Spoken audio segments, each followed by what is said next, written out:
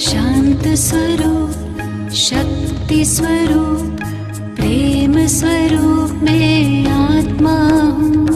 पवित्र स्वरूप, सुख स्वरूप, आनंद रूप मैं आत्मा हूँ, आत्मा हूँ। निराकार की मैं पहचान, बिंदु स्वरूप मैं आत्मा हूँ। परम पिता की मैं संतान, ज्योति स्वरूप मैं आत्मा हूँ। शांत स्वरूप, शक्ति स्वरूप, प्रेम स्वरूप मैं आत्मा हूँ।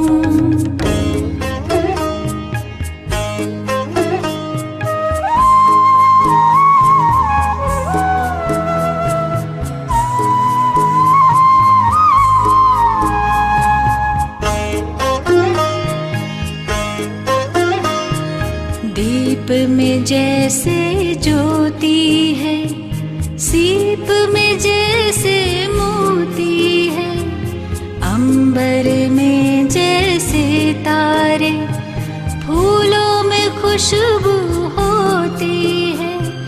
भ्रिकुटी बीच में विराजमान, रूप अनूप में आत्मा हूँ। परम पिता की मैं संतान, ज्योति स्वरूप मैं आत्मा हूँ। शांत स्वरूप, शक्ति स्वरूप, प्रेम स्वरूप मैं आत्मा हूँ।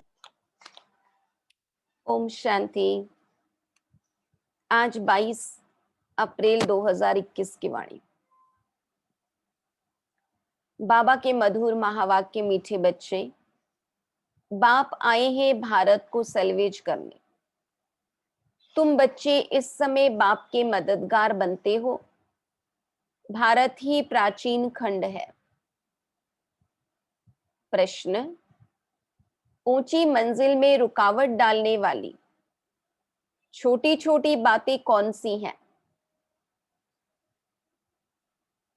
अगर जरा भी कोई शौक है, अनासक्त वृत्ति नहीं है, अच्छा पहनने खाने में बुद्धि भटकती रहती है, तो यह बातें ऊंची मंजिल पर पहुंचने में अटक यानी रुकावट डालती है। इसलिए बाबा कहते, बच्चे वनवाह में रहो, तुम्हें तो सब कुछ भूलना है, यह शरीर भी याद न रहे। ओम शांति। बच्चों को यह समझाया है कि यह भारत ही अविनाशी खंड है और इसका असुल नाम है ही भारत खंड। हिंदुस्तान नाम तो बाद में पड़ा है। भारत को कहा जाता है स्पिरिचुअल खंड। यह प्राचीन खंड है। नई दुनिया में जब भारत खंड था तो और कोई खंड थे नहीं। मुख्य है ही इस्लामी, बौद्धि और क्रिश्चियन। अभी तो बहुत खंड हो गए हैं। भारत अविनाशी खंड है, उसको ही स्वर्ग, हेवन कहते हैं। नई दुनिया में नया खंड एक भारत ही है। नई दुनिया रचने वाला है परमपिता परमात्मा, स्वर्ग का रचयिता हेवनली गॉड फादर। भारतवासी जानते हैं कि यह भारत अविनाशी खंड है। भारत स्वर्ग था। जब कोई मरता है तो कहते हैं स्वर्ग पधारा। समझते हैं स्वर्ग कहाँ, ऊपर में है। दिलवाड़ा मंदिर में भी वैकुंठ के चित्र छत में दिखाए हैं। यह किसकी बुद्धि में नहीं आता कि भारत ही हेवन था? अब नहीं है, अभी तो हेल है। तो यह भी अज्ञान ठहरा। ज्ञान और अज्ञान दो चीजें होती हैं। ज्ञान को कहा जाता है दिन अज्ञान को रात, घोर सोजना और घोर अंधियारा कहा जाता है। सोजना माना राइज, उत्थान, अंधियारा माना फॉल, पतन। मनुष्य सूर्य का फॉल देखने के लिए सनसेट पर जाते हैं। अब वह तो है हद की बात। इसके लिए कहा जाता है ब्रह्मा का दिन, ब्रह्मा की रात। अब ब्रह्मा तो है प्रजापिता, तो जरूर प्रजा का पिता हुआ। ज्ञान अंजन सतगुरु दिया, अज्ञान अंधेर विनाश। यह बातें दुनिया में कोई भी नहीं समझते हैं। यह है नई दुनिया के लिए नई नॉलेज। हेवन के लिए हेवनली गॉड फादर की नॉलेज चाहिए। गाते भी हैं फादर इज नॉलेजफुल, तो टीचर हो गया। फादर को कहा ही जाता है पतित पावन, और कोई को पतित पावन कह नहीं सकते। श्री कृष्ण को भी नहीं कह सकते। फादर तो सबका एक ही है, श्री कृष्ण तो सबका फादर है नहीं। वह तो जब बड़ा हो, शादी करे, तब एक दो बच्चे का बाप बनेगा। राधे कृष्ण को प्रिंस प्रिंसेस कहा जाता है। कभी स्वयंवर भी हुआ होगा। शादी के बाद ही माँ बाप बन सकते हैं। उनको कभी कोई वर्ल्ड गॉड फादर कह नहीं सकते। वर्ल्ड गॉड फादर सिर्फ एक ही निराकार बाप को कहा जाता है। ग्रेट ग्रेट ग्रैंडफादर शिव बाबा को नहीं कह सकते। ग्रेट ग्रेट ग्रैंडफादर है प्रजापिता ब्रह्मा, उनसे बिरादरी निकलती है। वह इनकॉर्पोरियल गॉड फादर निराकार आत्माओं का बाप है। निराकारी आत्माएं जब यहाँ शरीर में है, तब भक्ति मार्ग में पुकारती है। यह सब तुम नई बातें सुनते हो। यथार्थ रीति कोई भी शास्त्र में नहीं है। बाप कहते हैं, मैं सम्मुख बैठ तुम बच्चों को समझाता हूं। फिर यह ज्ञान सारा गुम हो जाता है। फिर जब बाप आए तब आकर यथार्थ ज्ञान सुनाए। फिर जब बाप आए तब आकर यथार्थ ज्ञान सुनाए। बच्चों को ही सम्मुख समझाकर वर्षा देते हैं। फिर बाद में शास्त्र बनते हैं। यथार्थ तो बन न सके, क्योंकि सच की दुनिया ही खत्म हो, झूठ खंड हो जाता है, तो झूठी चीज ही होगी, क्योंकि उतरती कला ही होती है। सच से तो चढ़ती कला होती है। भक्ति है रात, अंधियारे में ठोकरें खानी पड़ती हैं। माथा टेकते रहते हैं। ऐसा घोर अंधियारा है। मनुष्यों को तो कुछ भी पता नहीं रहता है। दर दर धक्के खाते रहते हैं। इस सूर्य का भी राइज और फॉल होता है, जो बच्चे जाकर देखते हैं। अब तो तुम बच्चों को ज्ञान सूर्य का उदय होना देखना है। राइज ऑफ भारत और डाउनफॉल ऑफ भारत। भारत ऐसा डूबता है जैसे सूर्य डूबता है।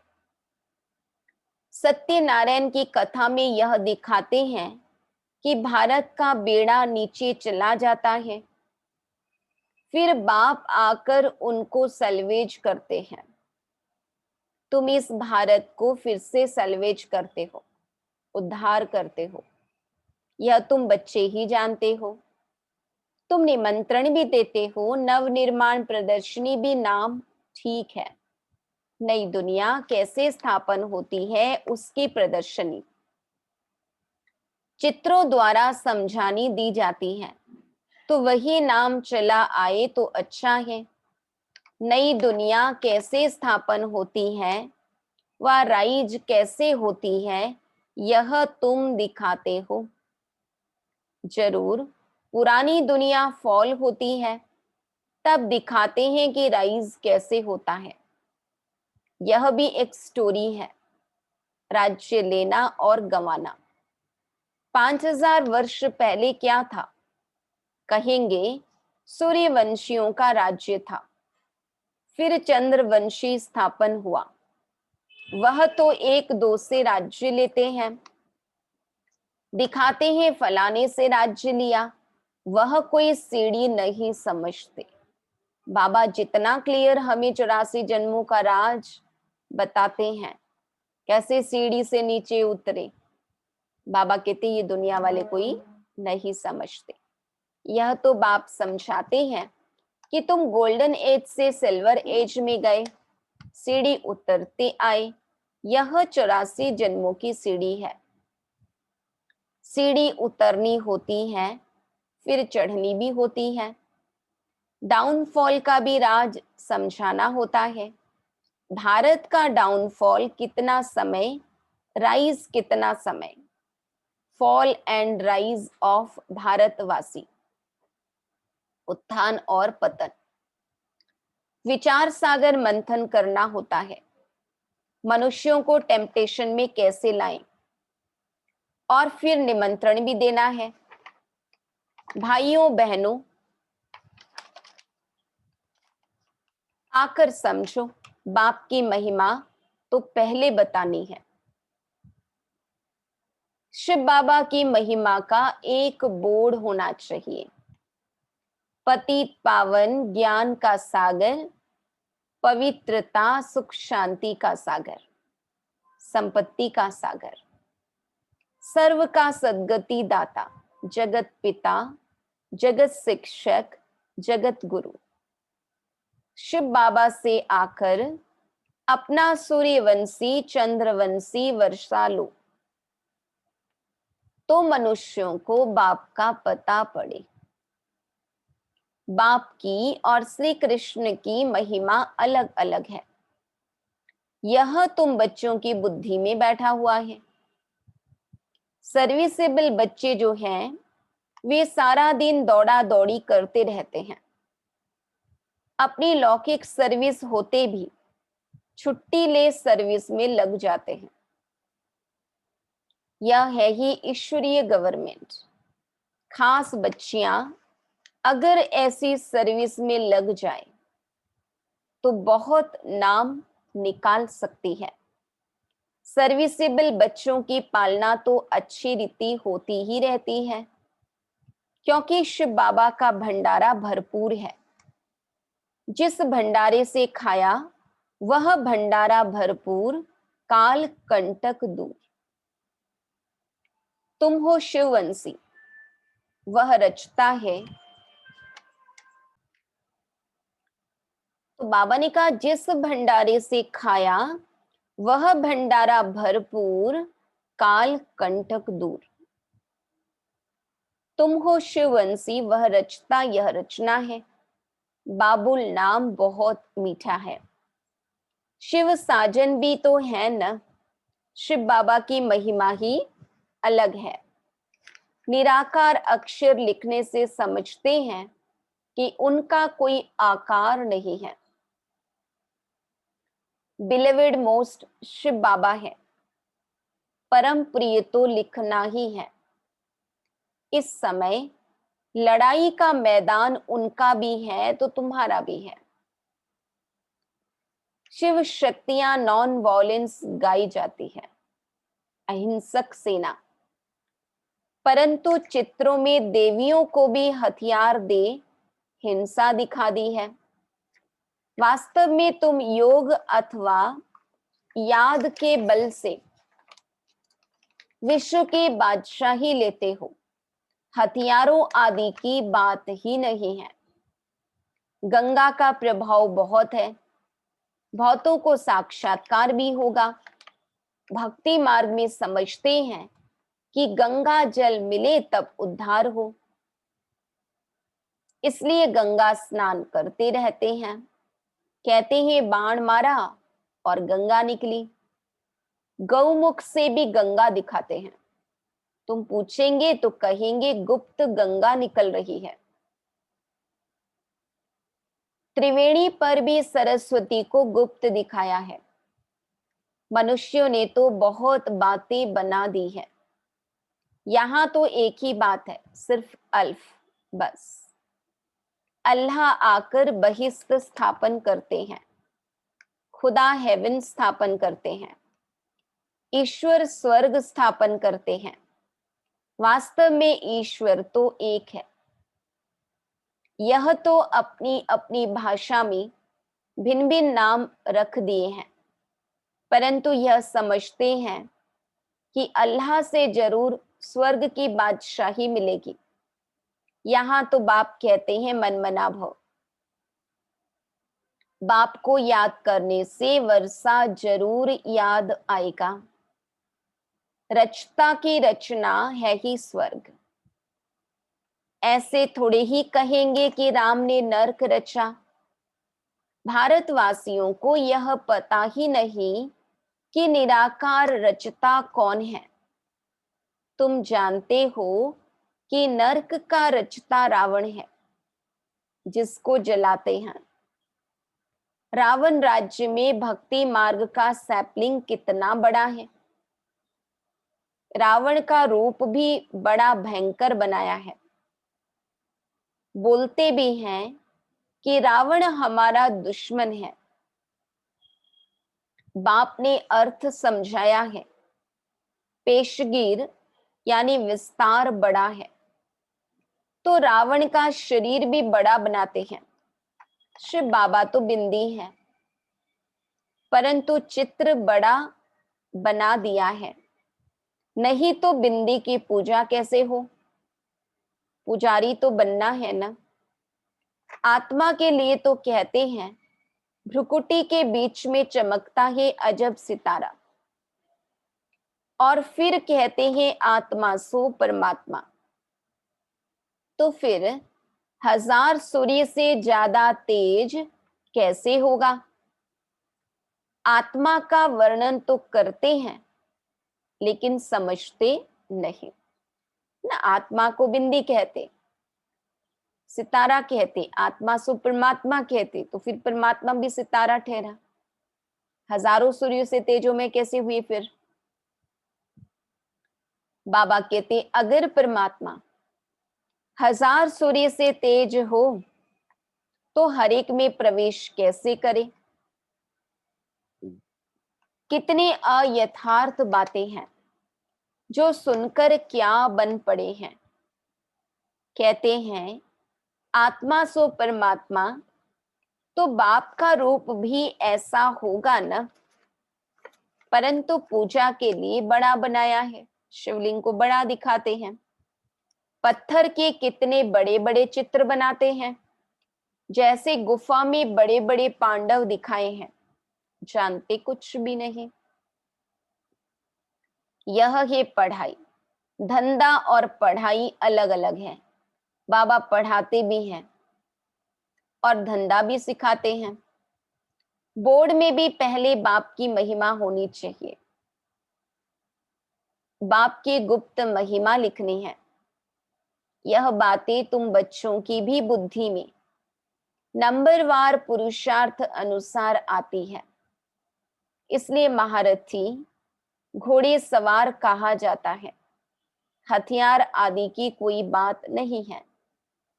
बाप बुद्धि का ताला खोल देते हैं। यह गोदरेज का ताला कोई खोल न सके। बुद्धि को जो ताला लगा है, बाबा कहते वो दूसरा कोई खोल न सके।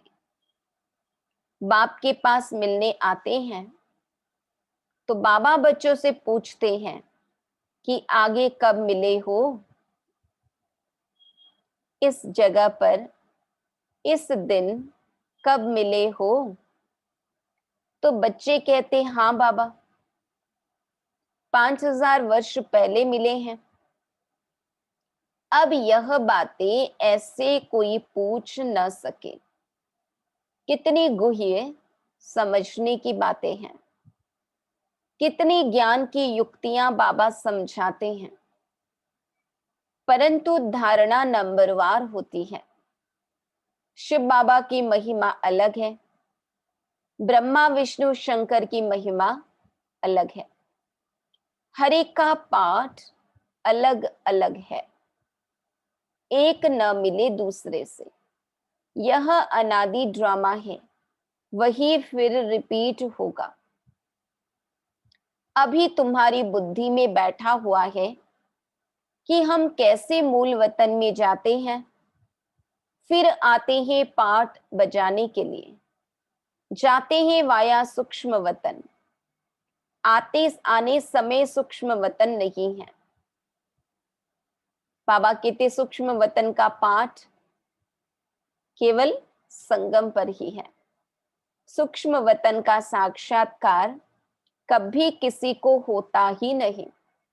सूक्ष्म वतन का साक्षात्कार करने के लिए कोई तपस्या नहीं करते हैं, क्योंकि उनको कोई जानते नहीं है। सूक्ष्म वतन का कोई भगत थोड़ी होगा। सूक्ष्म वतन अभी रचते हैं, वाया सूक्ष्म वतन जाए, फिर नई दुनिया में आएंगे। इस समय तुम वहां जाते आते रहते हो, तुम्हारी सगाई हुई है। यह पियर घर है, विष्णु को पिता नहीं कहेंगे, वह है ससुर घर। जब कन्या ससुर घर जाती है तो पुराने कपड़े सब छोड़ जाती है। बाबा कहते तुम पुरानी दुनिया को ही छोड़ देते हो। तुम्हारे और उनके वनवाह में कितना फर्क है। तुमको भी बहुत अनासक्त रहना चाहिए। देह अभिमान तोड़ना है। ऊंची साड़ी पहनेंगी तो झट देह अभिमान आ जाएगा, मैं आत्मा हूं यह भूल जाएगा। इस समय तुम हो ही वनवाह में। वनवाह और वानप्रस्थ एक ही बात है। शरीर ही छोड़ना है तो साड़ी नहीं छोड़ेंगी क्या? होता है ना, कभी कोई चीज में बहुत आसक्ति होती है, ऊंची साड़ी पहनने की कईयों को बहुत ख्वाहिश होती है।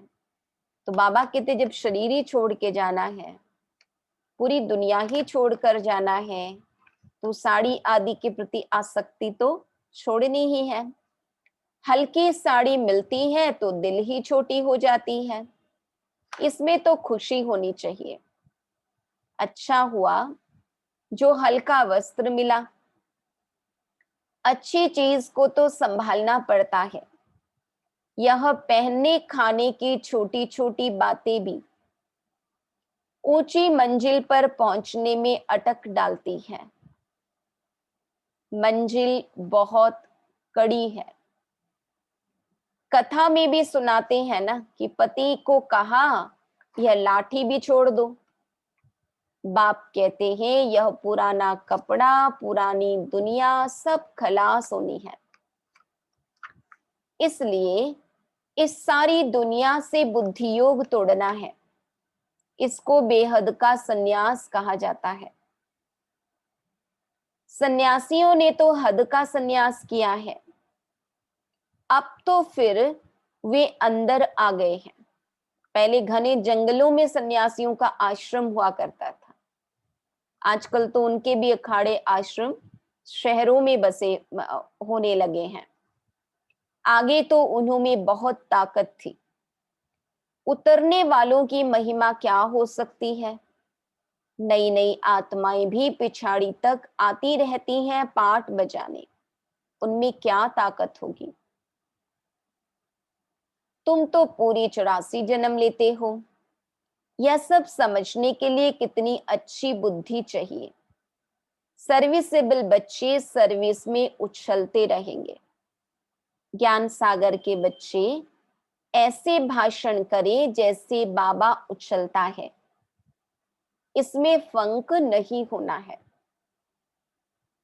अच्छा, मीठे मीठे सिके लधे बच्चों प्रति माता पिता बाप दादा का याद प्यार और गुड मॉर्निंग। रूहानी बाप के रूहानी बच्चों को नमस्ते। हम रूहानी बच्चों की रूहानी बाप दादा को याद, प्यार, गुड मॉर्निंग और नमस्ते। धारणा के लिए मुख्य सार, बुद्धि से बेहद का संन्यास करना है। वापस घर जाने का समय है, इसलिए पुरानी दुनिया और पुराने शरीर से अनासक्त रहना है। ड्रामा की हर सीन को देखते हुए सदा हर्षित रहना है। वरदान, अपने हाईएस्ट पोजीशन में स्थित रहकर हर संकल्प, बोल और कर्म करने वाले संपूर्ण निर्विकारी भव। अपने हाईएस्ट पोजीशन में स्थित रहकर हर संकल्प, बोल और कर्म करने वाले संपूर्ण निर्विकारी भव। संपूर्ण निर्विकारी अर्थात किसी भी परसेंटेज में कोई भी विकार तरफ आकर्षण न जाए, कभी उनके वशीभूत न हो। हाईएस्ट पोजीशन वाली आत्माएं कोई साधारण संकल्प भी नहीं कर सकती। तो जब कोई भी संकल्प व कर्म करते हो तो चेक करो कि जैसा ऊंचा नाम वैसा ऊंचा काम है। अगर नाम ऊंचा, काम नीचा, तो नाम बदनाम करते हो। इसलिए लक्ष्य प्रमाण लक्षण धारण करो, तब कहेंगे संपूर्ण निर्विकारी अर्थात होलिएस्ट आत्मा। श्लोगन, कर्म करते करण करावनहार बाप की स्मृति रहे तो स्व पुरुषार्थ और योग का बैलेंस ठीक रहेगा। कर्म करते करण करावनहार बाप की स्मृति रहे तो स्व पुरुषार्थ और योग का बैलेंस ठीक रहेगा। ओम शांति।